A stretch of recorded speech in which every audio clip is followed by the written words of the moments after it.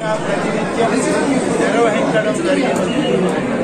ఈరోజు విజయదశమి ఆగమ పండితుల యొక్క ఆలోచన సూచనల ప్రకారం ఈ మహాపూర్ణాహుతితో వైదిక కార్యక్రమాలన్నీ ఇవాళ పూర్తవుతూ ఉన్నాయి.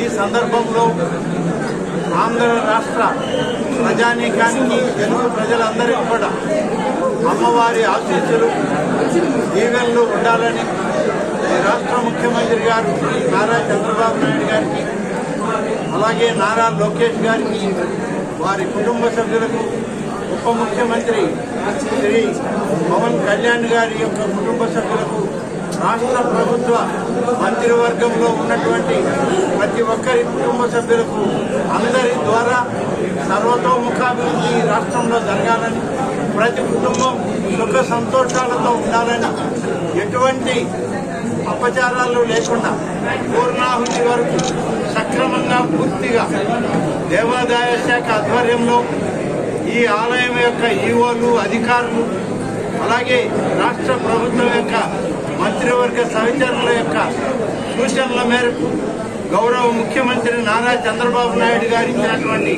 ఆదేశాల మేరకు పరిపూర్ణం కాబడింది అని చెప్పి సంతోషంగా ఇవాళ వ్యక్తీకరిస్తూ ఉన్నాను.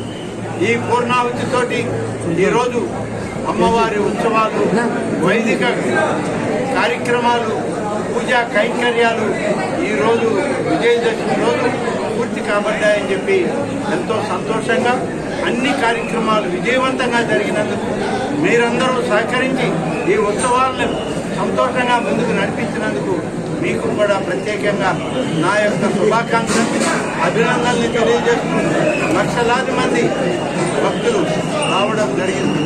నిన్న సాయంత్రం వరకు 13,80,000 మంది భక్తులు మరి వారు దర్శనం చేసుకోవడం, అమ్మవారి యొక్క ఆశీస్సులు తీసుకోవడం జరిగింది. ఈరోజు లేటెస్ట్ సాయంత్రం మళ్ళీ ఇవ్వడం జరుగుతుంది. మీ అందరికీ అన్నప్రసాదం దాదాపు